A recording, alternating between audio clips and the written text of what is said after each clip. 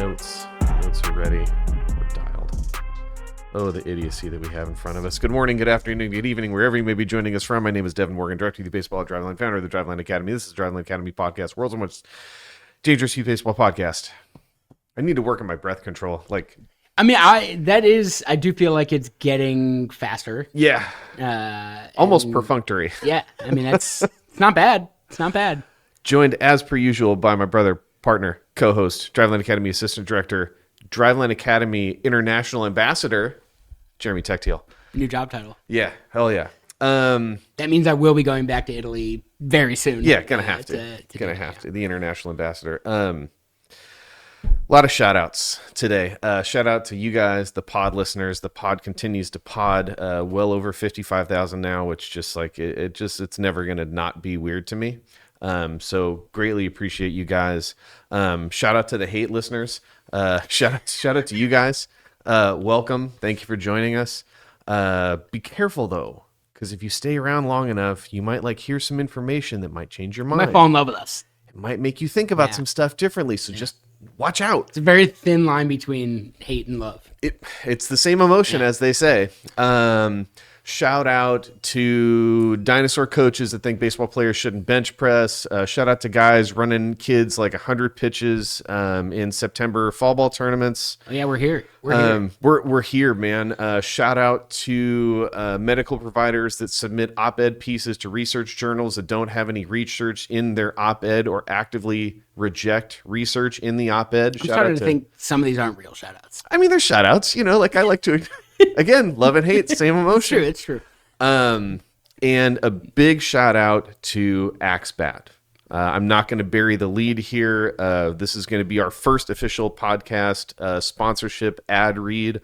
Although it's not really an ad read because Jay and the boys over at AxeBat didn't give me an ad. I just said, hey, we want to do this thing so that we can provide scholarship to kids that want to play. And Jay was like, let's do that.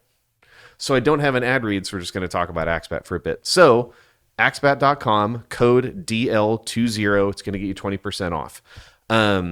In so much as it matters, my kids have swung AxeBats basically forever since they got out of T-ball. And if Axe had a T-ball bat at the time that my kids were playing T-ball, they probably would have swung that. Axe didn't have a T-ball bat at that time. They do now, so go buy it. Axebat.com, code DL20, 20% off. I really like the idea of Axe being our first podcast sponsorship partnership kind of deal, because I think Axe wants to be a disruptor in the space to a degree in the same way that we do. Yeah, I think so. The first time that somebody showed me the Axe handle, it was immediately apparent. I understood exactly what they were trying to solve. Mm-hmm. And at the time, I was coaching tiny kids. My daughter was probably first year coach pitch or something like that. And I was like, oh, yeah, so this just solves that palm up, palm down thing that I'm looking to solve. It just solves it. It just puts kids in a position where they're automatically, the hands are oriented in a way that you should have stronger wrist at contact.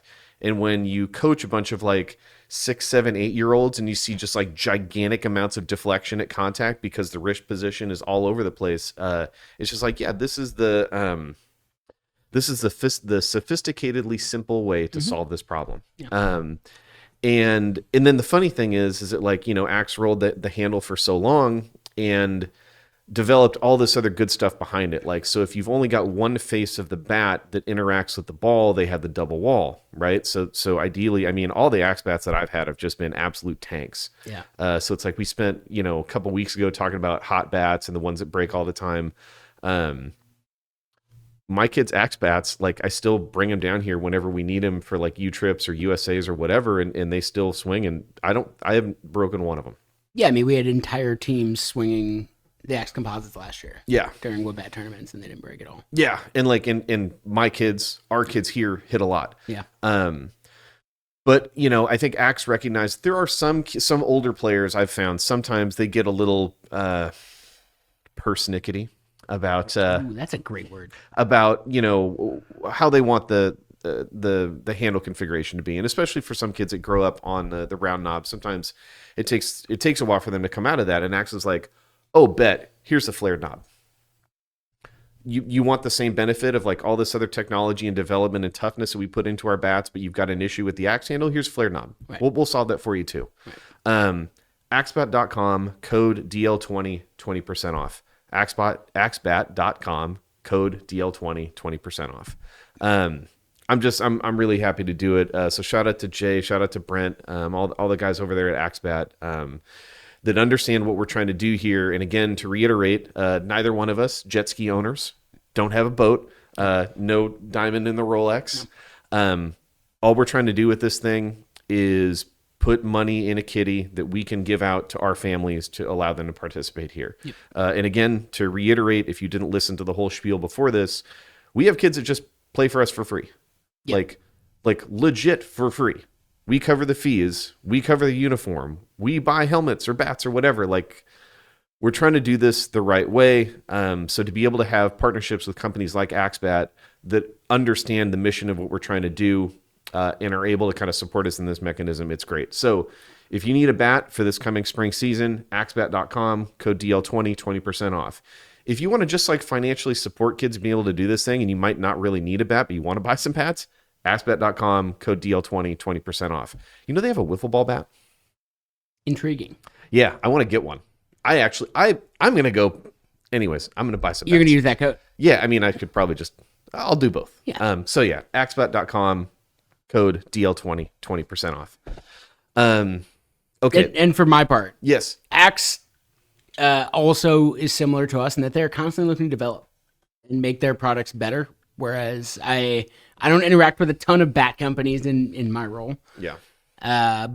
But in my role with track, I interacted with a lot of baseball tech companies. And sure. I will say not all of them actually care about making their products better in terms of being a better developmental tool.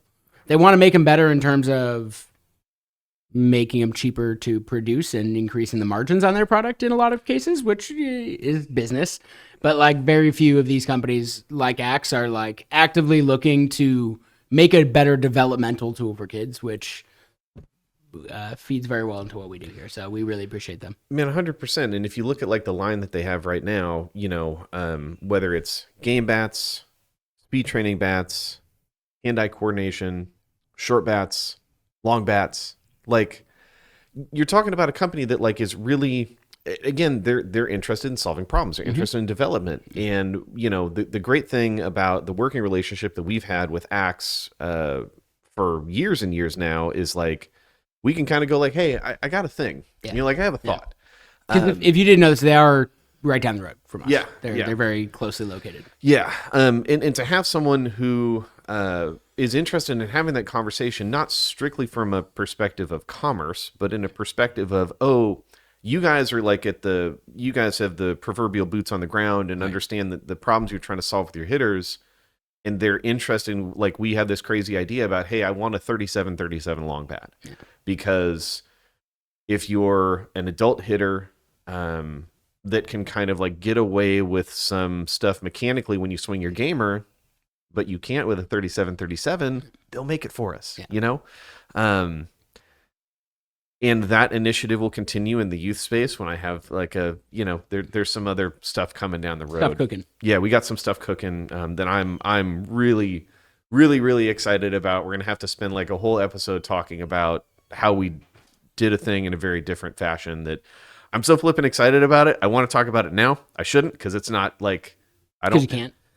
Yeah. But stay Soon tuned. come. Yeah, soon come. Stay tuned. We appreciate you, Axe. Yeah, absolutely. So axebat.com, code DL20, Diego Legume 20. Sure. DL20. They won't forget that now. Diego Legume. And this is a good segue into, I guess, what we want to talk about today, which is like the ingredients of successful hitting.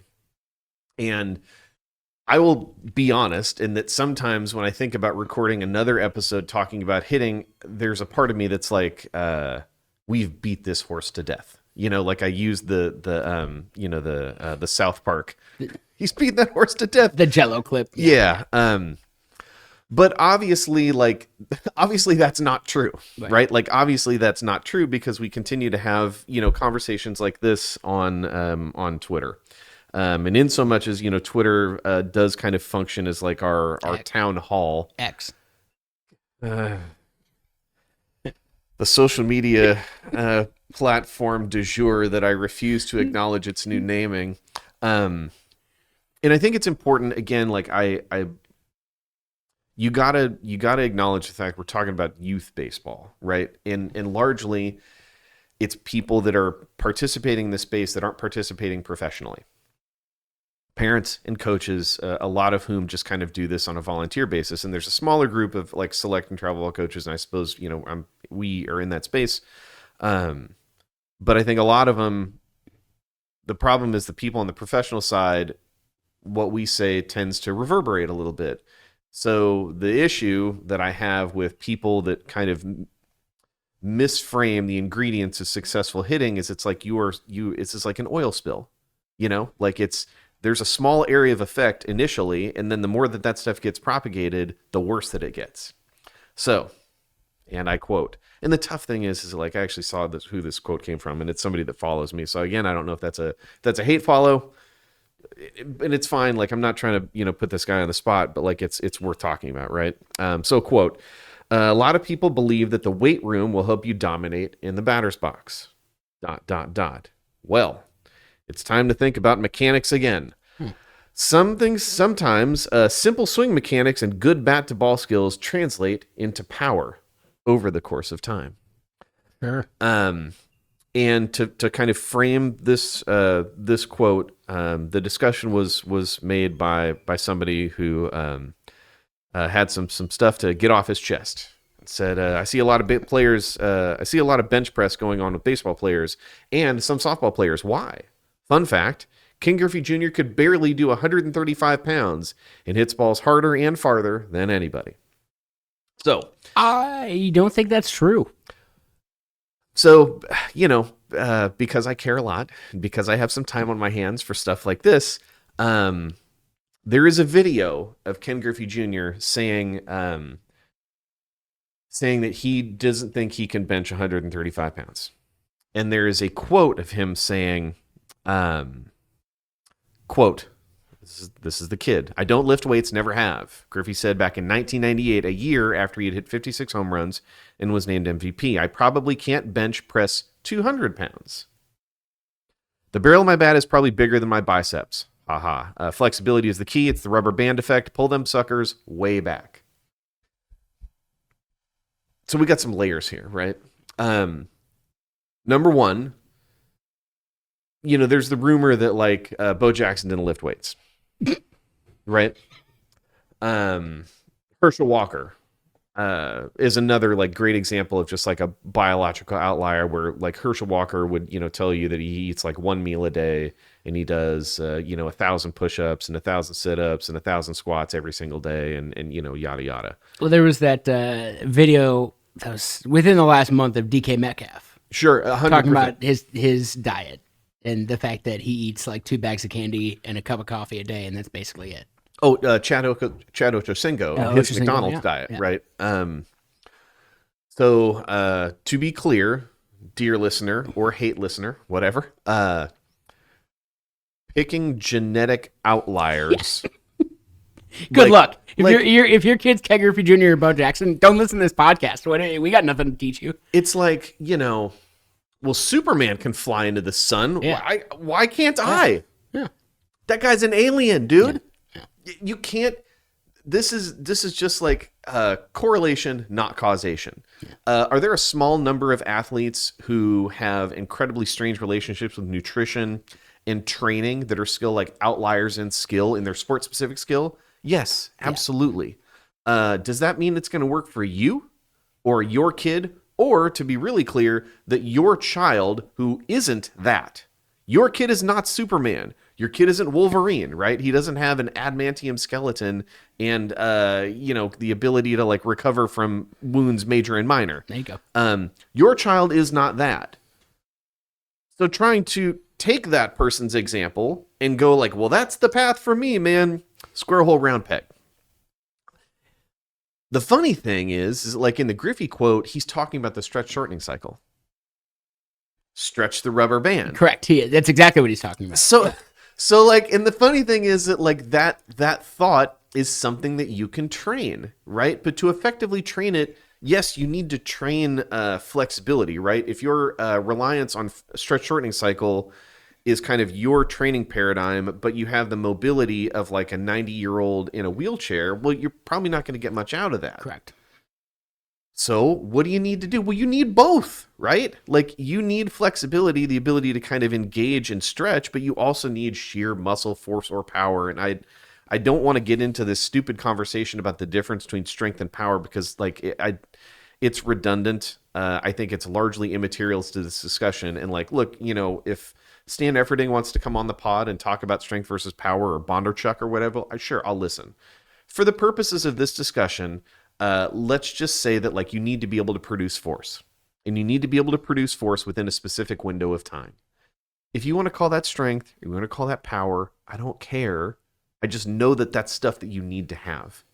And if Ken Griffey Jr. had that without being able to bench 200 pounds or 135 pounds, whatever, that doesn't mean that that path is like suitable for you or the athletes that you work with. This is one of those things. It's like you're so close to the point, like right on the goal line. Like he is saying, you need to have this. I am lucky because I never worked at it and I just have it.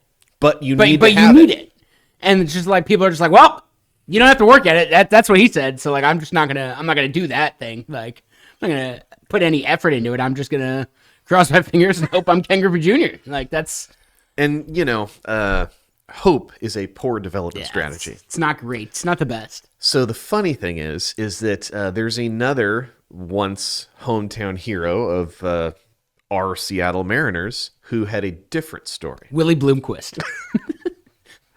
I bet he's got a different story. Brendan Ryan, Spike Owen. I can keep going. So there's this clip flying around Instagram of A-Rod kind of telling his story. It's not where I thought this was going to go. Oh, I picked this one because I knew it would turn your gears.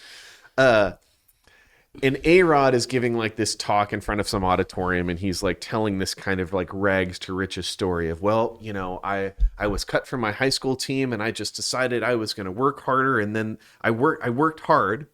Right? This is the whole, like, put your head down, do it the way it's always been done, and you're just going to get what you want, right? I put my head down and I worked hard, and then I turned out, like, and all these major league teams wanted me. And I was like, because I knew that A-Rod I knew of A-Rod as, like, a good young kid in Miami that was just, like, a stud, but I didn't know any of this other stuff. So A-Rod's initial framing of kind of his hero's journey about like, you know, I was not very good, and then I just wanted it more than everybody else. Yeah. And I got better, and I was like, well, let me dig around a little bit. A-Rod's journey to baseball superstardom didn't have a happy beginning. As Sports Illustrated Joe Delmeyer told the tale a few years back, Rodriguez's high school career began with him getting cut from the varsity squad as a freshman at Columbus High in Miami. Okay, that maps.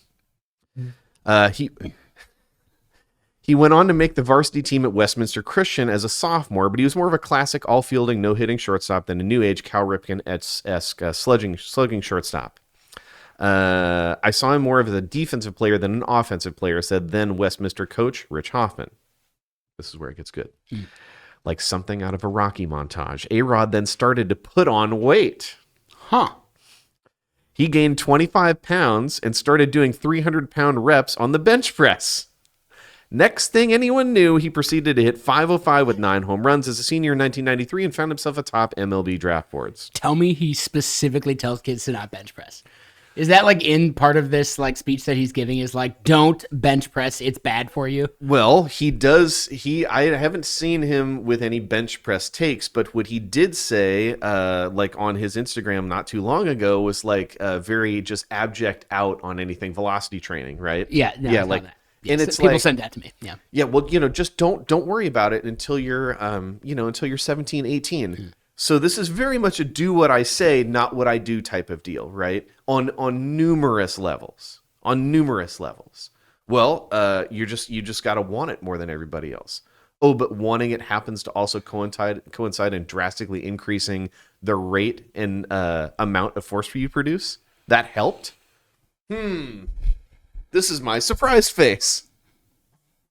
Like, it's cognitive dissonance 101. And it's like, we're going to go from cherry picking extreme outliers to like just basically ignoring sheer facts about how guys got better. So A-Rod is benching 300 as a high school senior, as a high school junior. That's good. Yep, that's pretty significant. Yeah. That's good, right? Like, and to know that that's a fact, to literally know that that's a fact, but then also go like, well, you should just wait, dude. Just wait. What do A-Rod's draft prospects look like as an all defense, not power hitting shortstop when he's 17 and 18? He looks like every other shortstop in the country. So I've got so many other questions that this has opened up. Not the least of which, Miami. In the mid-90s. Well, and let's call a spade, right? The guy was involved with a certain doctor down there that might have been, right. So like later, true. But like, would we be shocked if it came out that this was happening when he was in high school and that contributed to this 25-pound gain in him benching? Who knows? And then, I would not be shocked. And then the other thing that jumps out to me is that he didn't make the varsity team at one school and wound up at a different school. Uh-huh. I would love to know the story. Oh, sure. Of what happened at school 1 that led him to school 2. Because I would also be willing to bet that he's the person who's standing up there railing on kids nowadays for... how much of that maps directly to everything about the NIL. The NIL, like right, exactly. The portal, yada, yada. Yes, and like that it sounds, well, at least what I'm getting from that is, didn't make it on the varsity as a freshman, was very upset and decided he was going to switch schools to get a better opportunity. Yep. And then it's probably a dude who now is telling kids that that's not the right thing to do. You just got to want it more. Yeah. Like, you just got to put your head down and want it more than that guy who beat you out, and like, you'll be fine. It's like, oh, is that what you did? Is that exactly what you did? You just got to have an 80 grade want. And it's like, I love this idea that like, well, it's just going to be the wantingest of the wanters, that's going to be the one. Like, if sheer desire is all it took, right? If sheer desire was like the thing that's going to get you to the place that you want to go, I don't think that you would see that many kids in college that don't go on to play professional baseball. No. Right? Because of course it doesn't work that way, man. Like, of course. And this other idea that continues to get propagated around whenever you're talking about baseball and bench press is like 90 degrees, right? Don't let the elbows go past 90 degrees. Can you just take a look at the human body when we're swinging and hitting? Just take a look. Because like, is this my load position? Or is it a little bit here, right? If I'm throwing, am I literally just here? Is it maybe a little bit more? And I'm aware that like facts don't matter, but the tricky thing is just we have enough data about correlations between let's just talk about velocity, throwing velocity specifically, because that's a thing that we arguably have more data on than anybody else. There are certain ranges of movement and ability to get into those ranges that have very direct correlations with throwing the ball harder. Things like hip to shoulder separation, things like amounts of horizontal shoulder abduction, these things matter from like a very simple physics perspective. As far as I understand, not a doctor, not a physicist, kind of a dummy, but I work with smart people. The longer that you have to accelerate an object, the greater you can accelerate that object. So the reason why things like hip to shoulder separation and horizontal shoulder abduction matter is because you have more distance to accelerate the object. And the funny thing is like there aren't a lot of javelin throwers that get TJ. What about quarterbacks? Sure.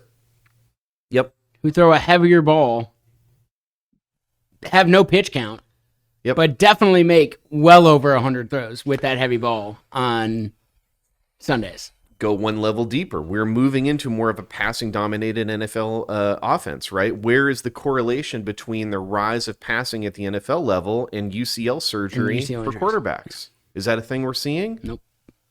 Boy, I wonder why. I wonder why. These mysteries of the universe. We're never going to be able to solve this stuff. God, I hate A-Rod. There's so many kids out there who want it really bad. Yeah. And are going to listen to that idiot and be like, well, I can't, like, there's nothing for me to do I know. because I want it just as bad as he did, and, like, I'm not getting any better. That if he were to just say, like, yeah, you got to want it. That is, like, I'm not going to argue with him. That's probably the biggest piece. Sure, of this. course. Like, if you don't want it, it doesn't matter how much you lift or how genetically enhanced you are. You have to want it. So I get that. Yeah. But like maybe throw it out there that you bench pressed a lot when you were in high school and that's how you got big. Or like throw out there some of the things you did that made you hit that many home runs and be that good at baseball for that long a time and not just tell kids to want it. Because the kids are out there wanting it, wanting a little bit more direction of where can I direct my desire? Like I want this really bad. Yeah. What do I do? And he has them in a spot where they're probably standing with a bat in front of a mirror, taking dry swings, looking at their mechanics. I mean, I would settle for anything. Or video, I guess nowadays, not a mirror. I would settle for anything actionable. You know, like you're right. Wanting it is important because we presume that there's like personal accountability and ownership that comes with that. I've seen incredibly talented people who don't make it because they don't want it. That's not uncommon. Sure. But like to your point, these guys who played in the show, they reached this mountaintop that normal people don't reach. Yeah. They have voice and carry and influence, and I think the reason that you and I, it grinds our gears, to put it mildly, when an A-Rod or a Smoltz or anybody is in that position and says this type of nonsense is because you have an opportunity to like tell a kid the truth. Hey, like strength is just important. And they'll listen to you. Right. They will. Because you have a capacity for authority that like I'm never going to have. Right. I'm never going to have. I until I am on my flippin' deathbed, I will learn everything I can about this, and I will listen to very smart people on both sides of the equation, people that have gotten into the science and the weeds of kind of what we think is happening or what's important or what's good and how do we quantify these things, and also people that have experience. You know, like I'm never going to forget the conversation I had with Robbie Tenorowitz, the Birdman, so driveline trainee, when he was in the offseason last year. And I just said, Bird, I was like, man, I need you to help me understand this like swing down thing, because he's competing at the highest level. And he's got coaches that are talking about, you know, getting on top of the ball. And I was like, man, you got to help me understand this thing. And he's like, yeah, it's relative to velocity. You know, this is feel, not real. But I think that the reason that we want to understand the difference between feel and real is because for those of us who are working with kids, I need to give that kid a direction that's real. I can't train a kid who's 8 to 18 with insight and perspective that's relative to one specific environment. Yeah. This isn't golf. You know, like St. Andrews is St. Andrews. And if you're a 14-year-old playing St. Andrews or you're Phil Mickelson, hey man, it's just the course is laid out the way that it is. The competition environment isn't different other than tee position, I suppose. 14U baseball is not MLB baseball. 18U baseball is not MLB baseball. College baseball is not MLB baseball. So when you have these guys that have that perspective from the highest level of competition, they're just like, well, you just got to get on top. If my kid is 10, first year kid pitch, average descent angle of those pitches is like, let's say 20 to 30 degrees.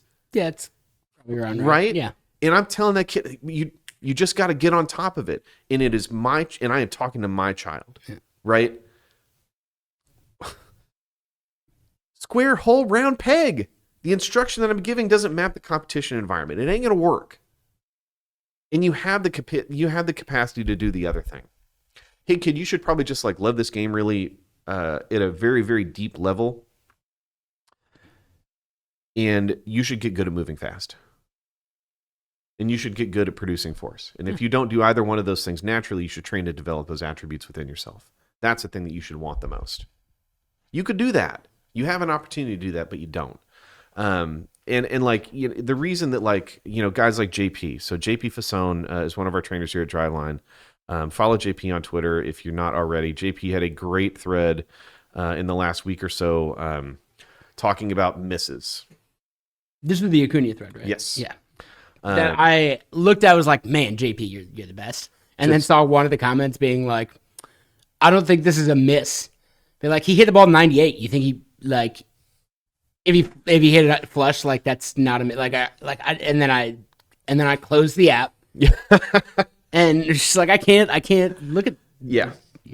So Acuna hits a ball 121. Yeah. I mean, it did 121.2. Yeah. 90-degree launch angle, 454 feet. Yeah, I don't know that I've ever seen anybody hit a ball better than that. And that's hitting it flush. Yeah. Right? Like, we're talking about the upper extremity of how good you can be about bat speed and flush contact. Because those are the 2 degrees. So again, to back this all the way up, the point of JP's thread, he had 2 great threads in this last 2 weeks. One is kind of talking about misses, right? So the idea is that if Acuna has the capacity to go to $121, if he's flush and he's we're talking about, you know, top end of bat speed, top end of batted ball or thrown ball velocity, and top end of flush contact between round objects. $121 is one of the things that's in play. The other thing that's in play is like you can hit a ball 105 with slice and still have it go out. Because again, collision between round ball and round bat, very difficult thing. Yeah. And the tricky thing is that, like, we understand the ingredients. And I've said this probably a bazillion times, and I'll say it a bazillion and one more.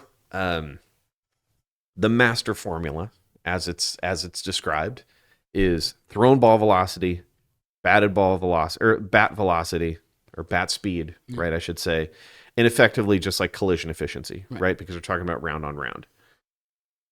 And there's parts of that equation you can control. There's parts of that equation you can't control. What you can't control is incoming pitch speed, right? It's going to be what it's going to be. Which is the least important of those 3 inputs. And I'm so glad you said that, because we specifically understand how much it contributes. Thanks to the work of Dr. Alan Nathan, professor at the University of Illinois, thrown ball velocity imparts 0.2 miles an hour of exit velocity. And that's assuming perfect collision between bat and ball, at best. So, well, let's just do some math. I mean, we're only, you know, talking to the nerds here, right? So I might as well just do some math on air, right? So, like, I throw the ball 90 miles an hour, and I get like... Babe, nice job. That's I don't think I could throw 65 right now. Probably because of all the bench press I do. Yeah, it's true. You're talking about like 1.8 miles an hour of exit velocity is what that's going to contribute, right, on a 90 mile an hour pitch. Bat speed contributes 1.2 miles per hour. 1.2 is greater than 0.2. Yes. I mean, you know, public school graduate, but like pretty clearly one of those things is more important. Of course, the variable that's in play is how efficient you are at colliding these 2 objects together. So, perfect world, okay, let's say 70 mile an hour bat speed. Again, babe. I don't think I could get, actually. I was gonna gas myself up, and then I probably can't. 70 mile an hour bat speed, perfect collision, 84 miles an hour is probably what you'd be looking at exit velocity. Plus the 1.8 that I got from the throw ball velocity, I hit a ball 85.8. What does that tell you? 70 mile an hour bat speed at the major league level, it's not that great. If I'm doing that math right, it's not that great. Does that mean that that you can't get a base hit? It's a different conversation. Yeah. It's not what we're talking about. You can slice and end job or handle balls that get through defenses that aren't positioned correctly or can't make a play. Like, stuff's going to happen. But that's not what we're talking about. We're talking about the master formula, the collision between bat and ball, and how do we get the most out of that as possible relative to the stuff we can control. Right. And like, hey, look, again, I will grant you, hate listener, if you have great bat speed and you can't find a barrel, doesn't matter. Sure. But like, I think all the time about like stuff that you would say from the batter's box. Ugly swings matter. Yeah. Ugly swings matter, right? And the difference between, let's say, an ugly swing, let's talk about a kid on your team who's, let's say he's got 70 mile an hour bat speed on your team, okay?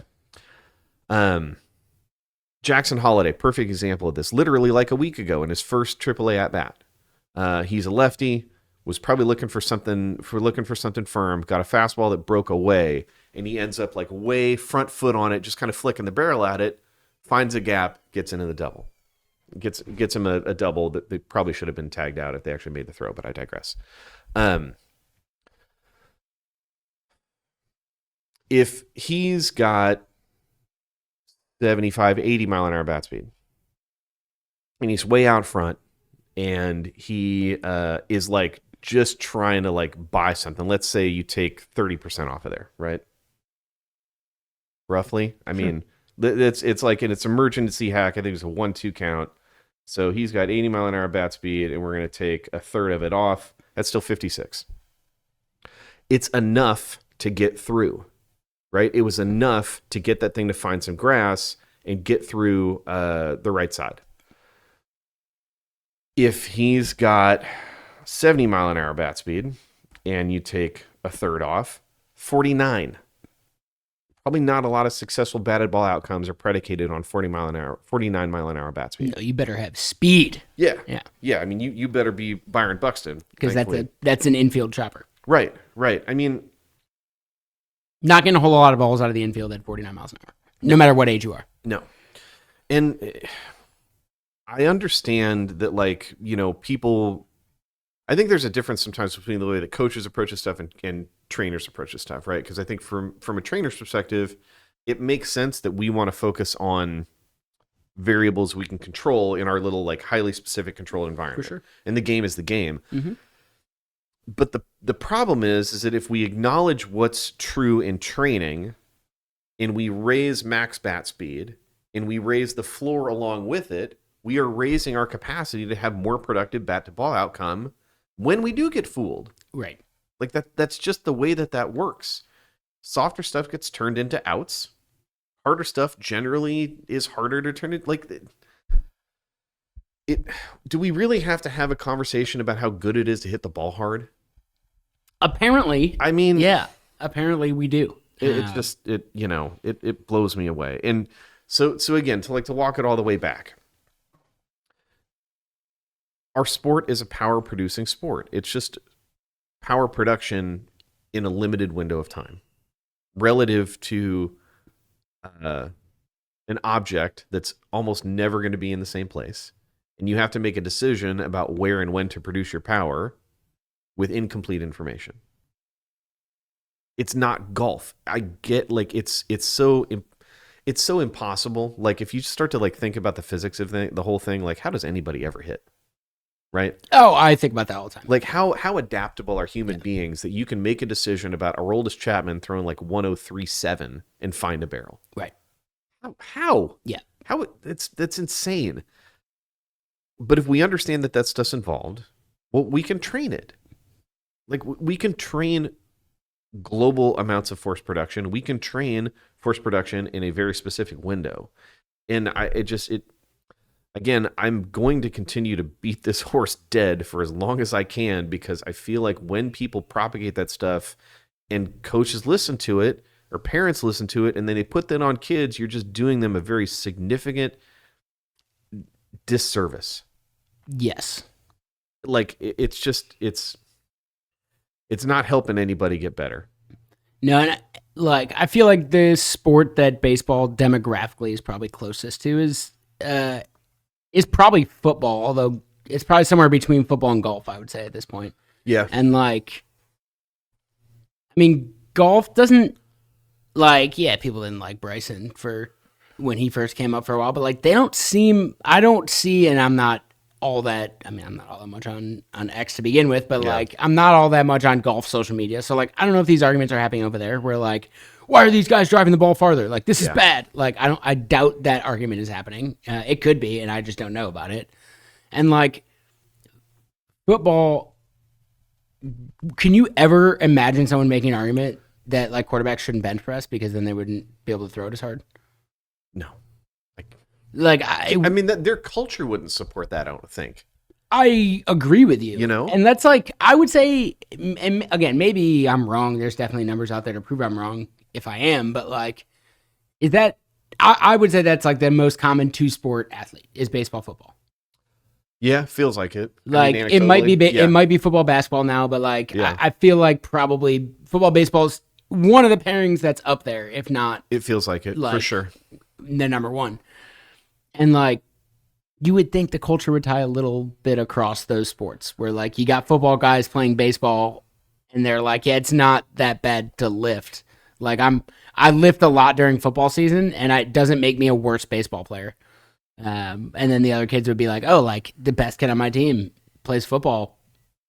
And he's strong. And he's like big and strong. I wonder if I started lifting weights, would I be able to match some of that output or get closer to some of that output? And like, I was just thinking about that yesterday as I'm watching the amount of throws some of these quarterbacks are making. Because, you know, they're making 50 throws in a game. Yep. And that doesn't include any throw they make that a penalty gets called and the play comes back, which is probably 5. You could add another 5 throws in there, if not more. Yep. Anything pregame, which I would imagine's got to be 100 throws. If not more. If not way more. Anything like the amount of shots of quarterbacks warming up on the side while the defense is on the field, like they're making 200, 250 throws on a Sunday and some of with a heavier ball than a baseball.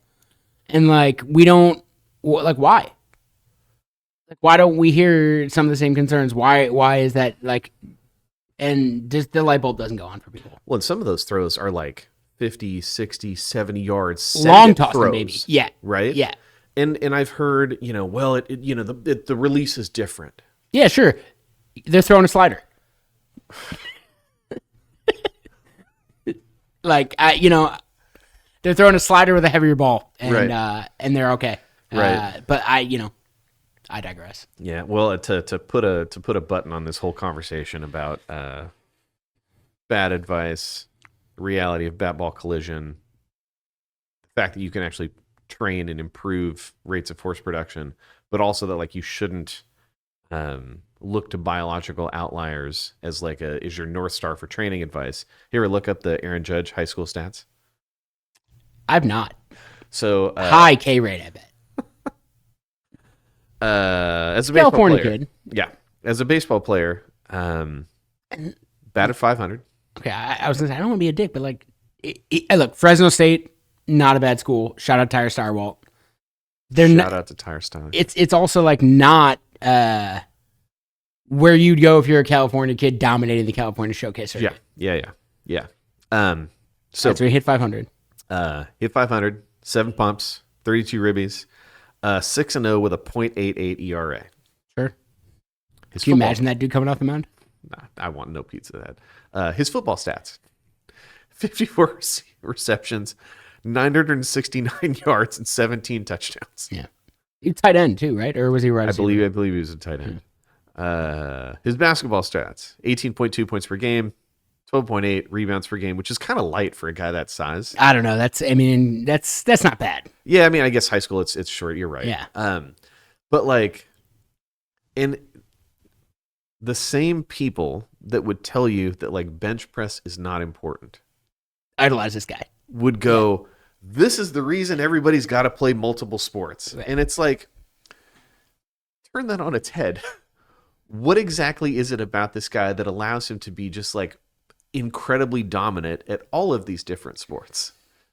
Part of it you can control, part of it you can't, right? He could just be tall and weak, right? And I've seen plenty of kids like that. Yeah. He's tall and strong and athletic. Can't control size so much, right? I mean, you can some of it. Sure. But like height is largely going to be what it's going to be. Right. But you don't have to be weak, and you don't have to be non-athletic. These are things that you could train. Anyways, yeah, I thought it was funny because we were talking about like the multi-sport thing. It's just like, yeah, like there is an example of that guy who was really that dude at all the sports that were all like recently in our memory. He wasn't just tall. He wasn't just big and weak. Right. And like most, I don't know, maybe most is the wrong term here, but like a large amount of Major League Baseball players and probably even minor league baseball players, if you want to loop them in, also played at least 2 sports in high school. Yeah. Because they're great. Because they're really good athletes. And like, I don't understand how people fail to find that correlation. And like, sure, you can throw up your hands and be like, well, my kid's never going to be a good athlete. And it's like, okay, with that attitude, sure. But like, that's a thing you can work on and develop and train and get better at. Yeah. And just, the more that people don't tell the truth about those are being things that you can develop, it's just like it. And I think that is still lost on a lot of people. Yeah. That like you can develop being a better athlete. Like that is a thing you can work on and get better at. Like you're not as fast as you are today isn't the fastest you could ever be. Like you could get faster. Like that is how training works. Like you could do that. And that doesn't mean that like there isn't also going to be some kid who has the God-given thing. Sure. Because that exists too, but like one doesn't invalidate the other. Right. And so for that piece, as a scout, one of the things that was covered when Scout School, shout out to RIP Scout School. RIP Scout School. But one of the things that we taught was you can go back and you can find outliers. Yeah. You can find guys you missed on, and like you're going to have reasons for why you missed on them or whatever, but like you can go back in every draft and find somebody that every single team passed on. Yeah. Whether they passed on for 1 round, 2 round, 3 round, or 35 rounds. Like there are guys that miss. You will never be successful as a scout if you spend your entire existence trying to find those guys. Yeah. You don't scout based on the outlier. The outlier is the happy coincidence that happens if you're doing your job right. Yeah. You scout based on the rules that you know.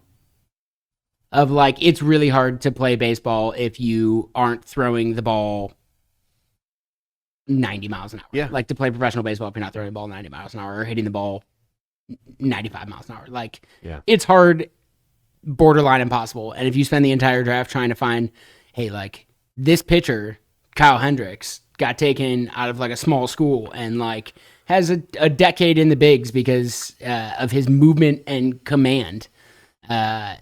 Sure, go try to find that guy. I am going to find 20 guys who granted don't have his command and maybe not his movement, but I bet 5 of those 20 guys, if I'm scouting on throwing the ball hard and being able to spin a baseball, I bet 5 of those guys are going to have just as productive careers for my team. And like that's how you scout. Like if you just try to get the outlier every time, you are not going to be very successful because there's a reason that person was an outlier to begin with. Yeah. Like stereotypes exist for a reason, and I'm not all stereotypes, but like, well, I guess they all do exist for some reason. But like in baseball scouting parlance, like the stereotypes kind of matter. They're kind of true. Like, you know, people laugh at like the Moneyball, like the not taking a kid based on his body. And like, I don't know, man, like the big athletic body, like, yeah, like, sure, do I see like Dustin Pedroia and I'm like, man, it would be great if that dude won MVP? Yeah, I do. But like, if I see Justin Pedroia and I'm trying to think of Dan Ugla, sure, next to each other, like Dan Ugla's got a better body. Like that dude is way stronger than Dustin Pedroia. And in that instance, Dustin Pedroia was a better baseball player over the long run.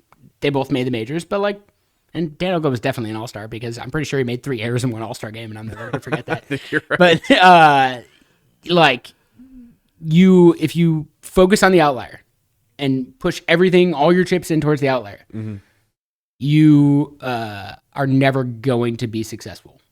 And like if you're a kid growing up who really loves baseball and you see someone like Alex Rodriguez or John Smoltz or like someone I'd never thought I would put in that sentence, Ken Griffey Jr., because I love you, Ken Griffey Jr. You're the kid. You're not A-Rod and you're not John Smoltz. And I can't believe I put you in that same sentence. But like, if you hear someone like that saying, "Yeah, I didn't lift," you can be like, "Wow, that's lucky. Yeah, good for him." Yeah, that's not you. Yeah, and like if you think that's you, you are not going. Like your desire is never going to get you all the way like it did them. They had traits that are outliers that made them really, really good. And the other part of this is, and this is like, I grew up a Bulls fan in the 90s in Chicago. I will never say anything bad about Michael Jordan. But like the whole notion that he got cut from his team in high school is just like a story that makes it sound like, hey, you could do this too. Like when my kid comes home and he gets cut, I can tell him that, you know who else got cut? The best goddamn basketball player who ever lived. He got cut from his team. Yeah. These are freshmen getting cut from varsity teams. Yeah. Is that really like that? Yeah, is that like, that big of a slight? Right. Like, I mean, the freshman that doesn't get cut from varsity and that is like an immediate starter on varsity, or the one who thinks he should be like an Alex Rodriguez, is probably already very talented and has done some good things to get to that point. The notion that you can get cut from a team and just want it more, and all of a sudden you have overcome all of these things that initially got you cut from that team, just like aren't true. It's not true. Like Alex Rodriguez didn't make varsity as a freshman. That's okay. A lot of guys don't make varsity as a freshman. Yeah, and like in the problem is that like the further you believe that fallacy, the farther you miss opportunities to actually cultivate and develop the athletic traits that are actually going to make you better. Right. You can sit there and be like, well, you know, if I had made varsity, I might have been in the bigs at this point. And like, he has given you that excuse to sit there and think that and say that. Yeah. Yeah. And like, the real ones know that that's not an excuse. That's just go put in more effort. Yeah. And like, man, if I told any of my 15-year-old freshmen that like, if you don't make it onto your varsity team, you should quit, find another school, and then just want it way more than you did last year. Yeah. Man, I'd have to hang it up. Yeah. Because they would all quit on me, I'm pretty sure. And move to another org. And like, we had Project Prove 'em Wrong last year that like literally, it's like, okay, we had some high school kids that didn't make their high school teams. We knew they had some stuff they needed to address, and we took the time to address it. Mm-hmm. And like, that's how that works. Yep. That's just how that works. And we gained 2 miles an hour of velo and 2.5 miles an hour in exit velo in 6 weeks. Yeah. And didn't do that by wanting it more. We just sat there and just talked. It was like a want circle. Yeah. 5 days a week. Yeah. Just going to talk about our wants. They didn't didn't throw. They did not lift. We did not have the hour a day that we had them in the weight room was just sitting in a kumbaya circle talking about how much they wanted that spot over some of these guys that got it on their team. Or just like grabbing some dumbbells and getting closer to 90, and then everybody's like, no, stop. No. Yeah. Okay, all right. Yeah. Reset. Yeah. God, man. So yeah. Can you imagine how frustrating he must have been to coach? Sorry, I just like getting that in there too. Like that, he must have been the worst to have on your team. Just like the guy who's really good and doesn't think it takes any effort. Yeah. That's got to be aggravating. Yeah. It's just completely aggravating. Just like, because then everybody else is just gonna follow that example. Yeah. I have been in dugouts where that has happened. Yeah. And it's just like, God, like he must have been the worst. Yeah. That tracks. That's from everything I know about him. Yeah. It's accurate. Here's my last plea. Yeah. Derek Jeter, come say something. Say something. Yeah. We know you probably feel differently. Go just like, we would love if you would. And like, I get you probably don't want to because you have a great life and you don't need to get into the muck with all these people on Twitter. But like, you could do so much good if you open your mouth, because I don't think you would say these things. Yeah. And like, you seem to be a solid ambassador for the next generation of our sport. I do wonder what like the next 10 years are going to look like. because you're going to see, I think, the start of some careers, the start of the end of some careers where guys were able to leverage quantifiable information about what it took to get You're better. already seeing it a lot of like play-by-play booths. Yeah, you have some true. pretty smart young guys that are like young, former, recently retired ball players who are out there like saying the right thing. Yeah. I saw something on, I think it was yesterday while I was watching football, that it was like, I don't know if it was a Ringer article or some article that Joey Votto might want to like fade to black once he's done. Oh, yeah. I don't know that there could be something more devastating for our sport. Oh, man. That guy needs to be in a booth. Yeah. He needs to be talking to people and being an ambassador for our sport. And if we screw that up by making this such a toxic place that Joey Votto is just like, I'm going to go right off into the sunset. I don't need this. Like, this is a whole lot that I don't need.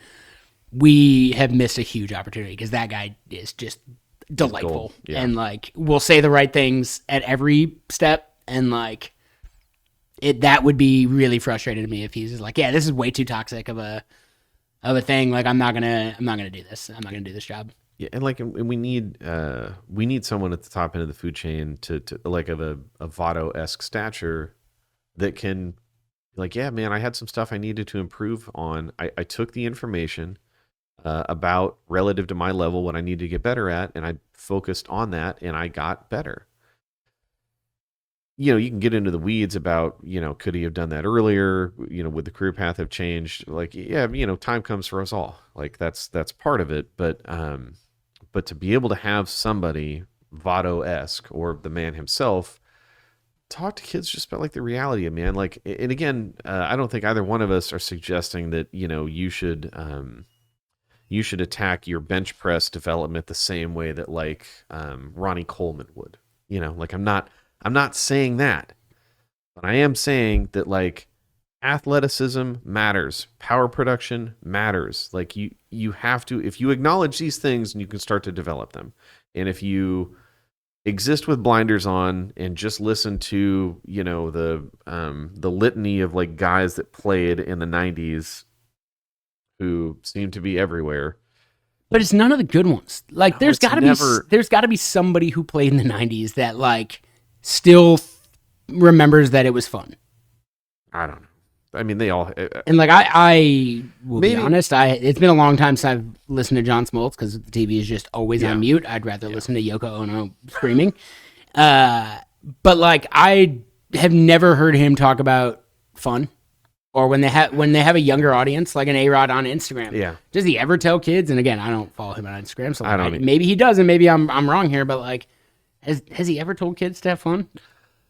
And that playing baseball should be fun? You know, in so much as I do dip my toe in that end of the pool, mostly to just like sample for content that we get to talk about here, it does seem like largely it's just it's don't do this, don't do that. Telling him what not to do.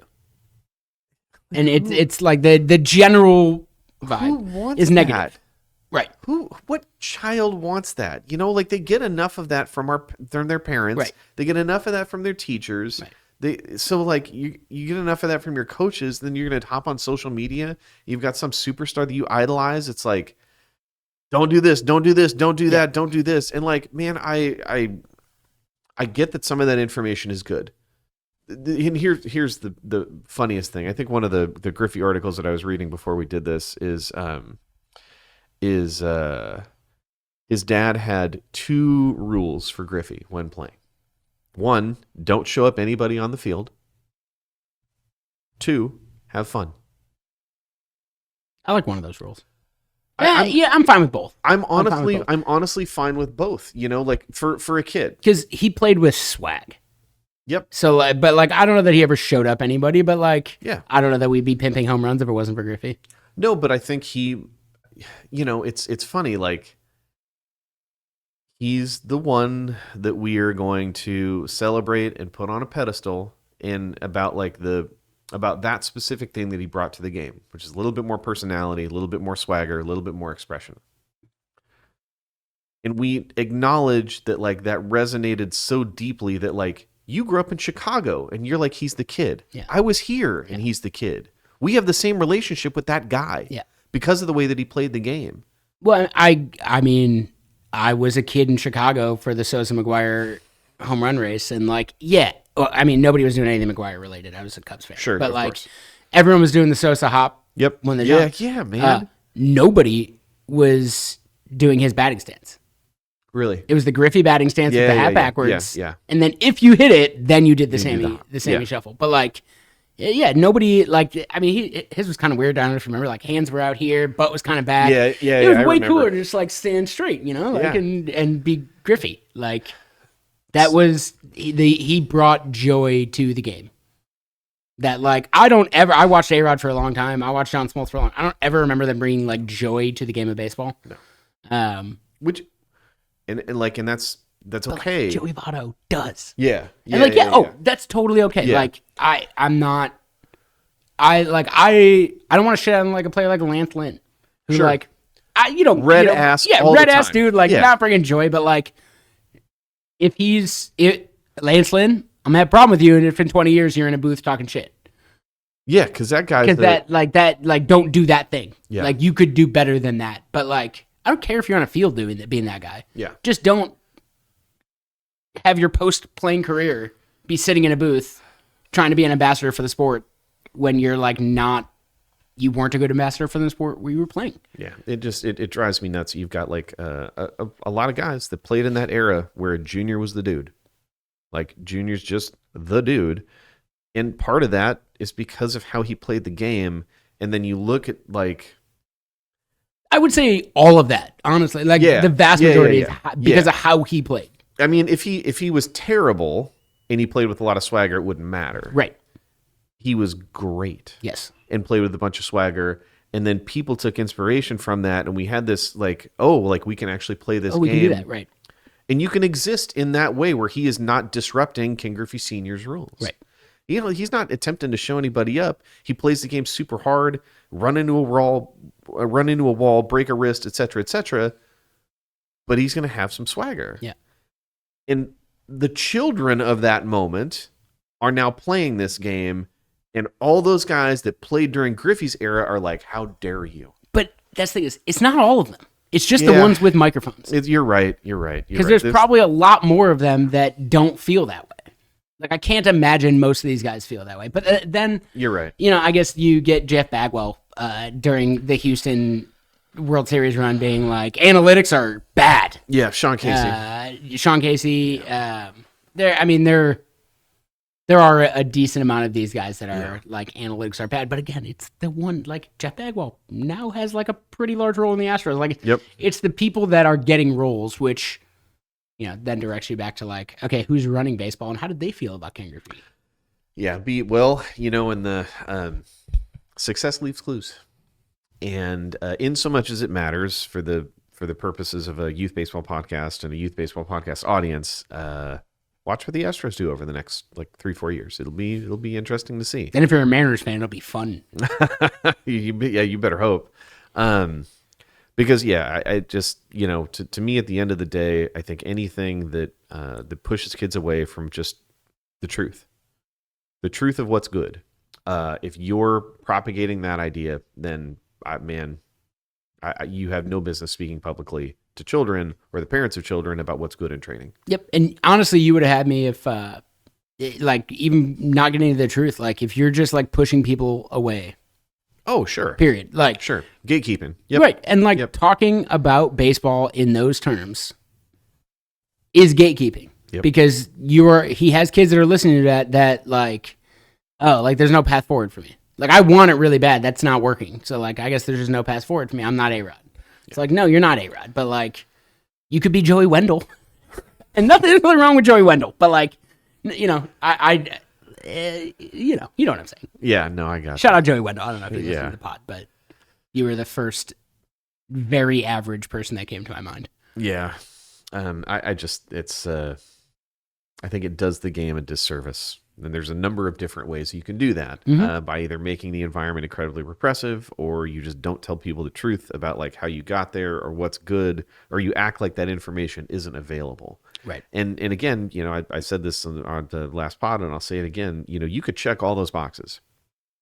and you could still fail in our game. And that's how flippin' hard it is. Mm-hmm. Like, that's just, again, it's not golf and it's not javelin, like it's not just like a throw it as far as you can thing. It's a different sport, but that doesn't mean that because of that, we should just like summarily disregard the clear signal that we have that we understand what's good and we understand that you can be developed. Yep. Like that to me is if we have capacity to revolutionize the way that children are growing up in this game, it starts with acknowledging those two things. And before that is, I think, an agreement that coaches have to come to that development is actually important. Yeah. It's important and it matters. I would love to do some, or see, because I don't have time to do this, but like some sort of case study on the proliferation of children of former big leaguers and what their developmental path looked like. Yeah. Because they're doing, a lot of these guys are doing something right, because we're not done seeing children of big leaguers, whether it's Guerrero or Bichette or Bobby Witt, or, I mean, you could even start it with Ken Griffey Jr., right? Like, they're like, Jackson Holiday. His brother is potentially number one pick next year. Like, what do these big leaguers know? Yeah. What did they go through, and then what are they telling their kids? Oh, that don't show up anybody in the field and just have fun. You think Matt Holliday is just telling his sons you should just want it the most? You think they have wanting practice? I don't either. I look at that kid as an 18-year-old, and I know that kid's been in a gym. You also look at Matt Holliday, and Matt Holliday, I would have to go look up quotes because I don't think any of these exist, but like, I don't think he's ever told kids to not get in a gym. Matt Holliday was a large. He's a unit, dude. It was a gym built human being. Like, that was not. He wasn't like the kid who looked pretty slender and could get away with saying I don't spend time in the weight room, regardless of the truth of that. Like, Matt Holliday spent time in the weight room. And look, there's a version of Matt Holliday that isn't 6'4", 240. There's a version of Matt Holliday that was like 6'4", 180. Correct. Right. And like, Jackson Holiday was not, I mean, he was a first round pick going into last summer, or the circuit before, like the fall circuit before that, but he was not like 1-1. Right. Like, people were like, oh, he's good, but like, oh, so his development path was not linear, and like, he continued to get better and better, and like, as he grew into size, because I think he was a little bit of a late bloomer. Yeah. That's when he really took off. It's like, oh, huh. So if you have the foundation of the skills, yeah, and then you get the size, strength to go with it. Okay. It's weird. But there's a lot of them, and I'd be curious to have someone do like a book where they talk to all of the kids and all the dads, and like, for the dads, like, how did you make it to the bigs? Yeah. And what did you turn around and want to do differently with your kid? And then for the kids, how did it look differently than, like, have you ever talked to some of your teammates about their path? And like, what does that look like? Choppa, book number 2. We just nailed the idea. There you go. It's going to be not about training, and it's going to be about parents and children. And in a way, it's going to be about training. in a way, it's going to be about training. Yeah, it's going to be about training. Okay. Yeah, I think it's worth considering when people pop off about ideas like this that are not substantiated by fact or even anecdote, what they're trying to gain by like planting that flag. Like, to me, and again, I'll just drop this at the end of what's probably already a little bit of a long podcast. I think player development has the capacity to be revolutionary. Like, that's the whole idea, is just not accepting what you're given, the cards that you're dealt biologically. It is inherently revolutionary to challenge that stuff and to develop systems that push you outside the boundaries of what you would just kind of receive with the want it training strategy, right? Want it practice. And I think that's something that's really important. I think it's a pathway for more kids to get more out of this game. It's not going to change the number of college baseball players, because you can't. Right? You can't. You can't create more schools, so there aren't going to be more roster spots. Does it change the amount of professional players? I don't give a shit. I do think it allows you to increase the amount of competitive high school baseball players that we can have in this country. Yeah, 'cause it'll. I don't know if it'll increase. I mean, it won't increase the amount of professional baseball players, right? Like that's going to say a pretty static number. Yeah. Probably won't increase the amount of college baseball players. Yep. It'll increase the competition level at both, but like Yep. it won't do the thing it'll do the most is high school. Yeah. Is high school baseball. We'll just get become a much better product. Yep. Because it's not, it's not predicated on the hope strategy for player development. Correct. Yeah. So thank you guys. As usual, axbat.com, code DL20, 20% off. I've got some other stuff that we're cooking on. So hopefully that will not be the only sponsor we have. If you are interested in potentially sponsoring on the pod, Deven at drivelinebaseball.com, Deven with 2 E's. What we're looking for, I think we're looking for companies that would allow us to give a discount to our customers, something that we can put in our kitty for sponsorship, and ideally a web coupon that our customers could use. Because somebody actually emailed me because I put my email on the last episode and wanted to know a little bit more about what we're doing. That's what we're looking for. So if you have any questions in that regard, feel free to give me a holler. I'm starting to work on some merch. I've started pod merch is coming. The sooner that the book gets to completion, the more that I'm going to lean into merch and some shirts and stuff. I'm fired up to get that stuff going, dude. It's going to be tight. Yeah, that'll be electric. We'll catch you guys next time. Thanks so much.